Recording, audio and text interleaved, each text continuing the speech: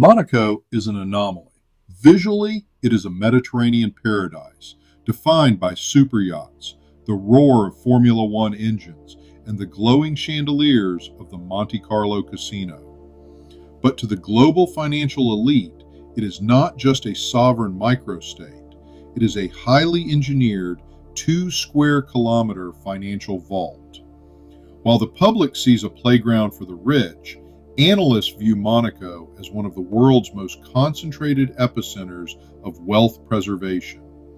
Billions of dollars in private wealth flow through this tiny principality, managed by a dense network of private banks and wealth management firms that outnumber everyday retail shops.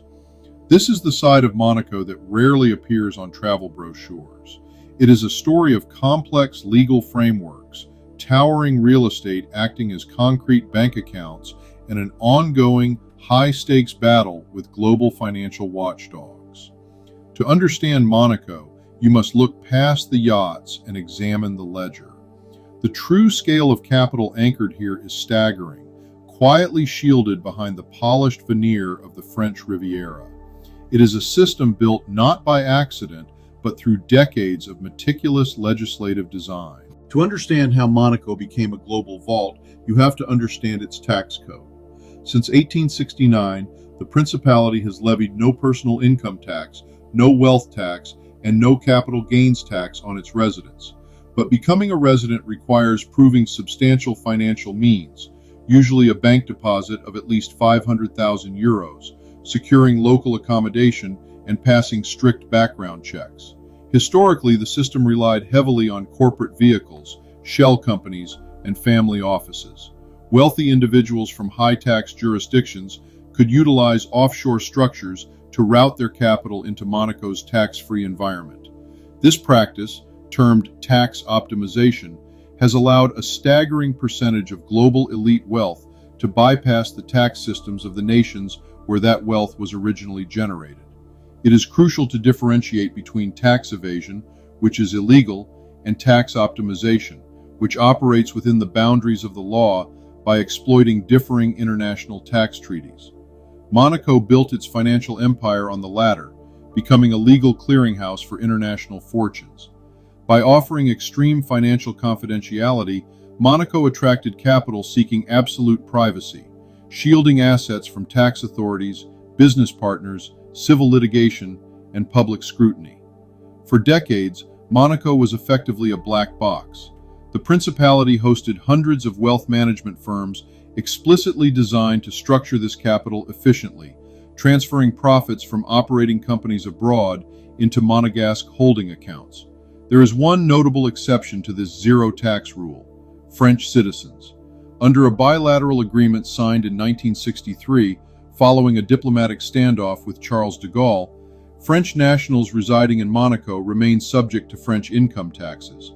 For the rest of the world's elite, however, Monaco represented the ultimate financial sanctuary, immune to the rising tax rates of Western democracies. This massive influx of global wealth has created a bizarre side effect. Monaco's real estate market operates unlike anywhere else on Earth. Real estate here is not primarily for living. It is a highly liquid financial instrument. Because physical residency is a strict legal requirement to unlock Monaco's zero tax benefits, securing an address is mandatory for investors. This dynamic has turned the Principality's skyline into a series of living bank vaults. When a billionaire purchases a penthouse in a mega development like the Tour Odeon, they are often not looking for a scenic sea view. They are securing a safe haven to deposit massive amounts of liquid capital outside the traditional banking system, while simultaneously securing their tax-free residency status. Consequently, many ultra-luxury apartments sit empty for months at a time, serving as glorified safety deposit boxes for the global 1%. The capital is frozen in the walls and concrete of these towers. This phenomenon has driven property prices to astronomical levels, averaging over $50,000 per square meter, regularly exceeding the most expensive neighborhoods in Paris, London, Hong Kong, or New York. The market has detached from conventional economic logic. Prices are driven not by housing demand, but by a severe scarcity of land, and the desperate need for the ultra-wealthy to park their capital securely. This demand is so intense that Monaco is executing the Terra project, a massive $2 billion engineering feat to reclaim 15 acres of land from the Mediterranean Sea, simply because the principality ran out of solid ground to build more concrete vaults. But the golden era of no questions asked is over. In the last decade, organizations like the OECD and the European Union began imposing massive pressure on jurisdictions offering financial secrecy. They realized that global tax equity was impossible as long as billions could be hidden in offshore accounts. Under intense threat of being blacklisted, Monaco's laws were forced to evolve. The turning point came between 2016 and 2018, when absolute banking secrecy was effectively abolished for foreign residents. Monaco adopted the OECD's Common Reporting Standard, mandating the automatic exchange of financial account information. Today, if a foreign national opens a bank account in Monaco, the banking system is legally obligated to report that account balance and transaction data back to the tax authorities of their home country.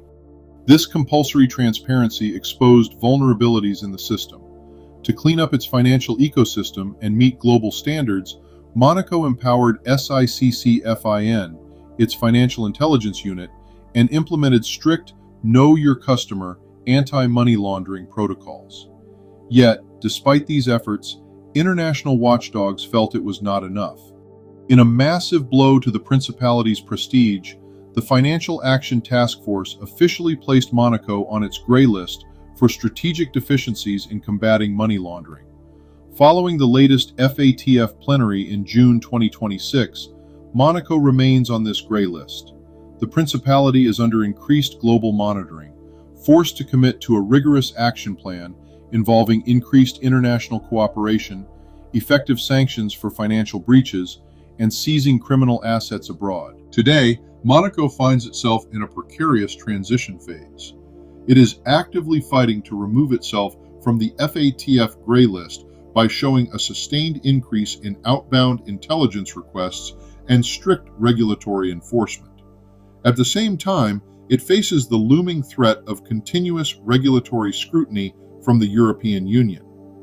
Financial institutions operating within Monaco are now burdened by intense compliance requirements, forcing them to heavily scrutinize the source of funds and beneficial ownership for every transaction to avoid reputational ruin. This brings us to the ultimate unanswered question. Can Monaco continue to attract the global elite if it loses its competitive advantage of absolute privacy? The answer seems to be yes, but the nature of the clientele is changing. The days of arriving with opaque shell companies and untraceable assets are fading. Monaco is pivoting its brand.